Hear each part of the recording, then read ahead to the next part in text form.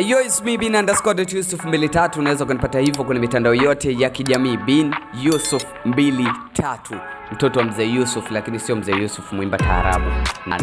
Okay, kwa mara nyingine tena tumerudi tena ndani ya NCTZ. Usahau kusubscribe kwenye YouTube channel yetu, maana kusubscribe ndio jambo jema kabisa na ni zuri kwa upande wetu sisi, lakini kwa upande wako wewe, kwa sababu tutakupatia swala ya updates mbalimbali. Sasa leo mezani jambo nilokuwa nalo ni jambo moja.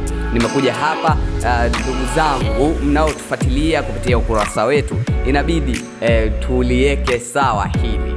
Imekuwa mara nyingi wasanii walio wengi around the world wamekuwa wakihushi au wakifoji miaka. Unaweza ukamkuta msanii fulani, siwezi ngamtaja msanii gani, but naweza nikasema msanii fulani au msanii kutoka sehemu fulani, anaweza kawa umri wake ni takriban umri miaka 38, au hata Google hata wapi ukiingia kwenye Facebook, kwa wale ambao wanajua kutizama miaka, unakuta kabisa inaongea miaka 38. Sana sana kasumba hii imekuwepo ndani ya Afrika na sio sana kwa nje ya Afrika, na sio sana nje ya Afrika. Sana kasumba hii imekuwa ikiwakuta wasanii wa ndani ya Afrika sana.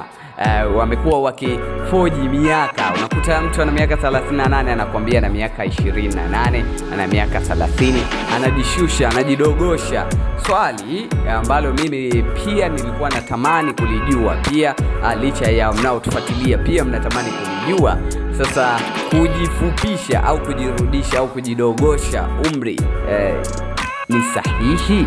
Kwa upande wako wewe, unaweza ukatudondoshia comment yetu hapa chini, ukaweza kudondosha comment kwa upande wako, unaona ni sahihi au sio sahihi. Lakini pia kasumba hii, hata ukienda pale kwenye masuala ya michezo pia, kwa wachezaji wa Kitanzania pia wamekuwa na kasumba hii. Kwa hiyo hii kasumba imekuwa ikikumba sana kwa watu wa ndani ya Afrika.